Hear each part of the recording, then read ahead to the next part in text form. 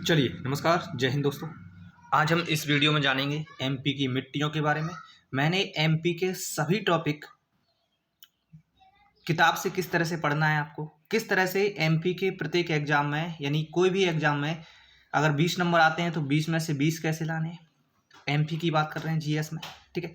तो सभी बिल्कुल टॉपिक को बारी बारी से पढ़ा है और बिल्कुल डिटेल से पढ़ा है, तो आप इन्हें पढ़ सकते हैं। बिल्कुल डिटेल से पढ़िए। ये पहला आपका टॉपिक है, अगर किताब में देखी जाए तो नवा टॉपिक है ना। चलिए बात करते हैं। पहला क्वेश्चन आपका बात करते हैं कि मिट्टी होती क्या है, किस तरह से क्वेश्चन पूछे जा सकते हैं। तो धरातल की ऊपरी परत जिस पे पेड़ पौधे उगते हैं मिट्टी कहलाती है, ठीक है। धरातल की ऊपरी परत जिस पे पेड़ पौधे उगने के लिए जो पूरे तत्व आवश्यक तत्व प्रदान करती है उसे मिट्टी कहलाती है। मिट्टी चट्टान तथा जीवाश्म के मिश्रण से बनती है। किससे मिश्रण से बनती है भाई साहब? जीवाश्म के मिश्रण से बनती है। जीवाश्म मतलब जीवों के अवशेषों के मिश्रण से बनती है मिट्टी, ठीक है। मध्य प्रदेश के मंडला, बालाघाट, शहडोल, उमरिया में लाल तथा पीली मिट्टी अधिकता में पाई जाती है। लाल तथा पीली मिट्टी कहाँ पाई जाती है? मंडला, बालाघाट, शहडोल और उमरिया में। चलिए बात करते हैं काली मिट्टी। तो काली मिट्टी दक्कन ट्रैप तथा बेसाल्ट में पाई जाती है। ये ऋतु अपक्षय के द्वारा निर्मित होती है। मतलब ऋतु अपक्षय मतलब ये एक दूसरे बहा के लाई गई, इस तरह से ये उत्पन्न होती है या इस तरह से बनी हुई है। आग्नेय चट्टानों से बनी हुई है, इस बात का भी विशेष रूप से ध्यान रखेंगे आप। चलिए आगे बढ़ेंगे, पूरा टॉपिक आपको पढ़ाया जाएगा। काली मिट्टी। काली मिट्टी में क्या होता है मेरे भाई? जल धारण करने की क्षमता ज़्यादा होती है। मतलब इसमें अगर एक बार पानी दे दो तो 10-15 दिन या 20-25 दिन या एक महीने पानी देने की जरूरत नहीं पड़ती। मतलब जल को ज़्यादा धारण कर सकती है। समझ पाए ना। मध्य प्रदेश के सर्वाधिक भूभाग पर काली मिट्टी पाई जाती है, इसका भी विशेष रूप से ध्यान रखें। मतलब सबसे ज़्यादा एमपी में काली मिट्टी पाई जाती है। काली मिट्टी के तहत सर्वाधिक क्षेत्र साधारण काली मिट्टी का होता है। काली मिट्टी में भी कई तरह की वैरायटी है, जैसे गहरी काली। सर्वाधिक क्षेत्र इसमें किसका? काली मिट्टी में साधारण काली मिट्टी का होता है, ठीक है। काली मिट्टी का काला रंग लोहे की अधिकता के कारण होता है। ये भी क्वेश्चन पूछा जाता है। लोहे की अधिकता के कारण काला रंग होता है काली मिट्टी में, ठीक है। जलोढ़ मिट्टी की उत्पन्न प्रकृति उदासीन होती है। जलोढ़ मिट्टी कैसी होती है? उदासीन होगी, है ना, जो गन्ने के लिए उपयुक्त होती है। सर्वाधिक उपजाऊ मिट्टी जलोढ़ मिट्टी होती है। नहीं, जलोढ़ मिट्टी जल के द्वारा, नदियों के द्वारा बहाकर लाई गई मिट्टियों को जलोढ़ मिट्टी कहते हैं। इसमें सबसे ज्यादा उपजाऊ मिट्टी होती है, ठीक है। अगर बात करें मध्य प्रदेश के प्रमुख रूप से कितने प्रकार की मिट्टी पाई जाती हैं, तो 5 प्रकार की मिट्टी पाई जाती है। क्लियर रहेगा। जलोढ़ मिट्टी परतों के रूप में पाई जाती हैं। परतें इसमें होती हैं, एक परत, दूसरी परत, तीसरी परत, ठीक है। काली मिट्टी के बारे में पढ़ते हैं, डिटेल से जानते हैं इसमें। काली मिट्टी का एक और नाम है रेगड़ मिट्टी। इसका कई बार पूछा गया है। इसमें लोहा और चूना पाया जाता है मुख्य रूप से। फास्फेट, जैव पदार्थ एवं नाइट्रोजन की कमी पाई जाती है। इसमें किसकी कमी होती है? फास्फेट, जैव पदार्थ और नाइट्रोजन की कमी होती है काली मिट्टी में। इसका निर्माण ज्वालामुखी से निकलने वाले लावा से हुआ है। ज्वालामुखी से जो लावा निकलता है ना, उसके जम जाने से इसका निर्माण हुआ है। इसका पीएच मान की बात करें, इसकी प्रकृति क्षारीय होती है। पीएच मान 7.5 से 8.5 होता है। पीएच मान कितना होगा? 7.5 से 8.5, ठीक है। यह कपास के लिए सर्वाधिक उपयुक्त है। गेहूं और सोयाबीन भी अच्छा होता है। देखो आपने देखा होगा काली मिट्टी होगी तो गेहूं और सोयाबीन या फिर कपास सबसे अच्छी उत्पन्न होगा उसमें।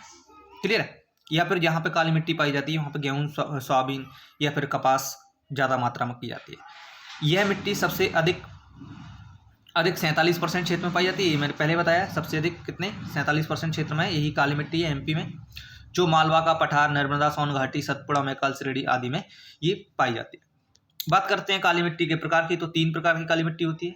एक गहरी काली मिट्टी, एक साधारण काली मिट्टी और एक छिछली काली मिट्टी, ठीक है। अब गहरी काली मिट्टी कहाँ पे? नर्मदा, सोन घाटी में अधिकांश, मालवा के कुछ क्षेत्रों में, सतपुड़ा के मुख्य भाग में यह काली मिट्टी पाई जाती है। 3.5% में ये पाई जाती है। काली मिट्टी में भी कितना? गहरी काली मिट्टी 3.5%। साधारण काली मिट्टी 37% भाग में पाई जाती है, ठीक है। ये कहाँ पाई जाती है मयूर भाई? मालवा का पठार इसका मुख्य केंद्र रहेगा। काली मिट्टी में कुछ क्षेत्र में लगाओ कितना, ये मैंने बता दिया है, ठीक है। आगे बढ़ते हैं। छिछली काली मिट्टी। छिछली काली मिट्टी 7.1% में पाई जाती है, ठीक है। यह मैकाल श्रेणी और बैतूल, छिंदवाड़ा, सिवनी आदि भागों में पाई जाती है, ठीक है। 75 लाख भूभाग एकड़ में पाई जाती है। इसे पढ़ने की जरूरत नहीं है। तो इसमें क्वेश्चन बनता है कि सबसे ज्यादा तो साधारण काली मिट्टी पाई जाती है, सबसे ज्यादा 37%। क्लियर है। बात करें पीली मिट्टी की, पीली लाल मिट्टी। पीली मिट्टी सबसे पहले तो पीली क्यों होती है? फेरस ऑक्साइड के जल अपघटन के कारण पीला रंग होता है। किसके कारण? फेरस ऑक्साइड के जल अपघटन के कारण पीला रंग होता है। लाल रंग लोहे के ऑक्सीकरण के कारण होता है। पीला रंग क्या होगा? फेरस ऑक्साइड के कारण। और लाल रंग लोहे के ऑक्सीकरण के कारण, ठीक है। इसमें चूने की मात्रा अधिक होती है, जैव पदार्थों की मात्रा कम होती है। जैव पदार्थ मतलब इसमें जीवित जो मर जाते हैं वो पदार्थ कम रहते हैं। इसका प्रकृति 5.5 से 8.5 pH होता है। ये अम्लीय से क्षारीय होता है। देखो pH मान, अगर आप pH इसके नहीं जानते, 7 से ज़्यादा होगा वो क्षारीय हो जाएगा, यानी 7.1 मान होगा, 7.2 मान होगा। जैसे इसलिए तो काली मिट्टी क्या क्षारीय है, और ये मिट्टी क्षारीय भी होती है, अम्लीय होती है, क्योंकि 7 से कम जिसका मान होगा pH मान, वो अम्लीय हो जाएगी, 7 उदासीन होती है। तो इसलिए क्षारीय और अम्लीय प्रकृति की होती है लाल पीली मिट्टी। बात करें पूर्वी बघेलखंड भाग में पाई जाती है। इस तरह से पढ़ना है आपको। पूर्वी बघेलखंड में क्या क्या आता है ये आप मैप देखेंगे तब समझ पाएंगे। मंडला, बालाघाट, शहडोल आदि जिले आते हैं, ठीक है। इसका अगर परसेंट देखें प्रदेश में संपूर्ण में, तो भाई साहब इसका परसेंट है 37%। 37% भाग में पाई जाती है। काली मिट्टी क्यों ज़्यादा पाई जाती है? क्योंकि ये वो 40 से 42% तक पाई जाती थी। यह गोंडवाना सेल के समूह से निर्मित होती है। किससे बनती है? गोंडवाना सेल समूह से निर्मित होती है या इससे बनती है, ठीक है। जलोढ़ मिट्टी की बात करते हैं। यह सर्वाधिक उपजाऊ है। सर्वाधिक उपजाऊ मतलब इसमें सबसे अच्छी फसल होती है। सर्वाधिक उपजाऊ का मतलब है सबसे अच्छी फसल जलोढ़ मिट्टी में होती है। सबसे अच्छी फसल किसमें होती है? जलोढ़ मिट्टी में होती है। नदियों के द्वारा बहाकर लाई गई मिट्टियों से होता है। इसे कछारों से होता है, ठीक है। किससे होता है इसका निर्माण? नदियों के द्वारा बहाकर लाई गई कछारों से होता है, ठीक है। क्षेत्र कहाँ पे? ये आपने देखा होगा, अपने जिले सीपरी में काली मिट्टी पाई जाती है, जलोढ़ मिट्टी पाई जाती है। ये भिंड, मुरैना से ऊपर ग्वालियर और सीपरी जिले में पाई जाती है, ठीक है। प्रकृति कैसी होती है? उदासीन, क्योंकि इसका pH मान कितना होगा? 7 होगा। गन्ने के लिए उपयुक्त होता है, गेहूं कपास के लिए अच्छा होता है। प्रदेश में लगभग 30 लाख एकड़ भूभाग पर यह फैली हुई है। यह मिट्टी लगभग 3% है। जलोढ़ मिट्टी कितनी परसेंट है? 3%। समझ गए ना भाई? MP की बात कर रहे हैं, भारत की बात नहीं कर रहे हैं। चलिए बात करते हैं मिश्रित मिट्टी की। मिश्रित मिट्टी की बात की जाए मेरे भाई, तो लाल, पीली, काली सभी का मिश्रण होगा इसमें, मिश्रित मिट्टी कहलाएगी। मोटे अनाज इसमें होते हैं। मोटे अनाज जहाँ पे भी होंगे, मोटे अनाज मतलब आपका बाजरा हुआ, ज्वार हुआ, मक्का हुआ, ये सब इस मिट्टी में अच्छी तरह से होते हैं। इसमें नाइट्रोजन, फास्फोरेट और कार्बन पदार्थों की अल्पता पाई जाती है, यानी नाइट्रोजन, फास्फेट और कार्बनिक पदार्थों की अल्पता पाई जाती है। देखो कब कौन सा आपको खाद डालना है, ये इसी बात पर डिपेंड करता है कि मिट्टी कैसी है। आप पढ़ेंगे तो इसे डिटेल से जान पाएंगे, ठीक है। कौन सी मिट्टी में कौन सा खाद डालना चाहिए, ठीक है। कछारी मिट्टी बात करते हैं। बाढ़ के दौरान नदियों द्वारा अपने अपवाह क्षेत्र में बिछाई गई मिट्टी को कछारी मिट्टी कहते हैं। बाढ़ आ जाती है और एक परत सी बिछ जाती है मिट्टी की, उसे कहते हैं कछारी मिट्टी, ठीक है।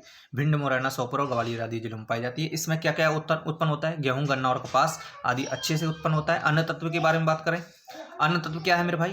मध्य प्रदेश में मृदा अपरदन कृषि भूमि के लिए सबसे बड़ी समस्या है। मृदा अपरदन मतलब मृदा का धीरे धीरे क्षय होना, ठीक है। सर्वाधिक मृदा अपरदन कौन करता है? तो ये चंबल नदी करती है, याद रखिएगा। चंबल नदी सबसे ज्यादा मृदा अपरदन करती है, मृदा को काटती है। इससे क्या होती है? गली बन जाती है। गली का निर्माण होता है किससे? चंबल नदी से, याद रखिएगा, ठीक है। इसे रेंगती हुई मृत्यु भी कहते हैं। इस मृदा अपरदन को क्या करते हैं? मृदा अपरक्षण को क्या करते हैं भाई साहब? रेंगती हुई मृत्यु कहा जाता है। तेज जलधारा द्वारा मिट्टी का गहरा काटना अवनालिका अपरदन कहलाता है, यानी गहरी अगर बन जाए तो इसे कहते हैं अवनालिका अपरदन, ठीक है।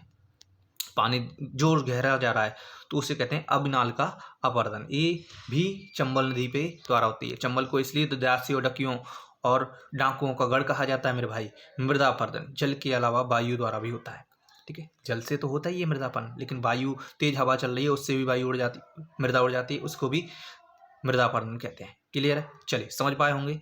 नेक्स्ट वीडियो के साथ मिलते हैं। संपूर्ण GS आपको करा दिया गया है, तो पूरे वीडियो को आप देख सकते हैं स्टेप बाय स्टेप। चलिए मिलते हैं। जय हिंद, जय भारत, जय किसान।